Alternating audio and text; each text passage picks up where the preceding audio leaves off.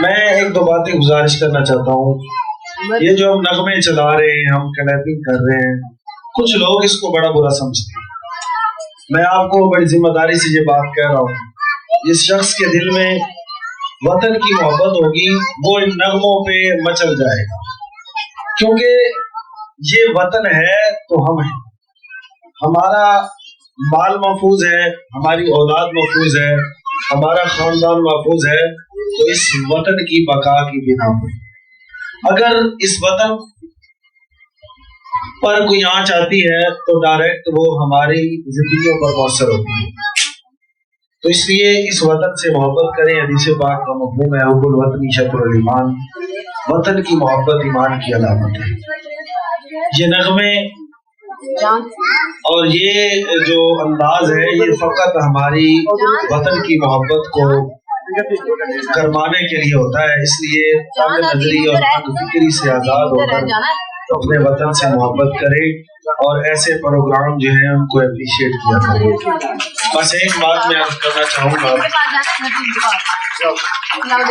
اس وقت امت مسلمہ پر بہت کڑا وقت ہے. پہلے قبلہ اول پر اسرائیل نے قبضہ کیا, امت مسلمہ نے کوئی خاص کردار ادا نہ کیا. برما میں روہنگیا مسلمانوں کے ساتھ بڑا ظلم ہوا, مسلمان امہ نے کوئی خاص کردار ادا نہ کیا. عراق میں, افغانستان میں, فلسطین میں مسلمانوں پر بڑے مظالم ڈھائے گئے, لیکن مسلم امہ نے کوئی کردار ادا نہ کیا. آج کشمیر کے مسلمان جو اپنے گھروں میں معصور ہو کر رہ چکے ہیں, آج بھارت رضا سرائی کر رہا ہے. پیارے بھائی, میں ایک بات قرآن پاک سے عرض کرنا چاہتا ہوں.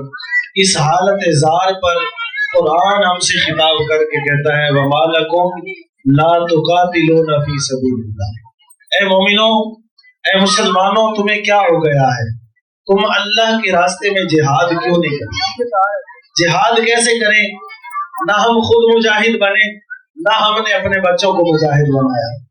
ہم نظریات کی بھیت چڑھے, ہم فکری اپاہج بنے, نظریاتی طور پر اپاہج بنے, ہم علمی سطح پر بھی اپاہج ہوئے, اور رہا تھا کہ ہم عملی طور پر کوئی کردار ادا کرتے تو وہ ہم مستقبل کی دوڑ میں, سنوارنے کی دوڑ میں ہم لنگڑے لولے بن گئے اور ہم امت کے طور پہ کوئی کردار ادا نہ کر سکے. پھر قرآن نے آج پکار کر کہا وَمَا لَكُمْ لَا تُقَاتِلُونَ فِي سَبِيلِ اللَّهِ. تمہیں کیا ہو گیا کہ تم رب کی راہ میں جہاد نہیں کرتے؟ حالانکہ والمستضعفین, مجبور لوگ, پریشان لوگ جن پر مظالم ڈھائے جا رہے ہیں, ان کا حال یہ ہے من الرجال والنساء والولدان. ان میں مرد بھی ہیں, ان میں عورتیں بھی ہیں, ان میں بچے بھی ہیں جو پکار کے کہہ رہے ہیں ربنا اخرجنا, اے ہمارے رب ہمیں یہاں سے نکالنا. کشمیر والے ہمارے مسلمان بھائی, ہماری مسلمان بہنیں اور وہاں ہمارے بچے ہمیں پکار رہے ہیں کہ اے امت مسلمہ, اے ہمارے مسلمان بھائیوں, تمہیں کیا ہو گیا ہے؟ آج ہماری عزتیں لوٹی جا رہی ہیں, آج ہماری گردنیں کاٹی جا رہی ہیں, آج ہم پر عرصہ زندگی تنگ کر دیا گیا ہے, لیکن تم پھر بھی خاموش ہو. ان کی آواز قرآن بن کے کہتا ہے وَمَا لَكُمْ لَا تُقَاتِلُونَ فِي سَبِيلِ اللَّهِ.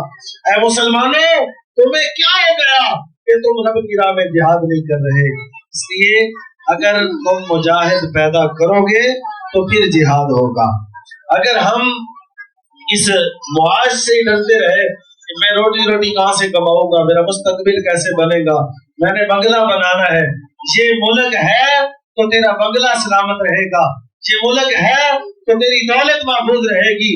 اگر یہ ملک سلامت نہیں ہے تو یاد رکھنا, نہ تیری دولت, نہ تیرا مکان, نہ تیرا بنگلہ رہے گا.